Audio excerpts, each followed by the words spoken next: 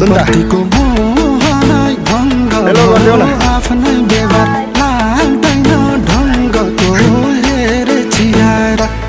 यस्तो भिरालो बाटो हिँड्नु परेको छ हाम्रो तिमङ पोखरीको यात्रा है आज हामी बिहानदेखि हिँडेको अब 2-3 दिनमा चाहिँ पुगिन्छ भन्ने हाम्रो अनुमान छ है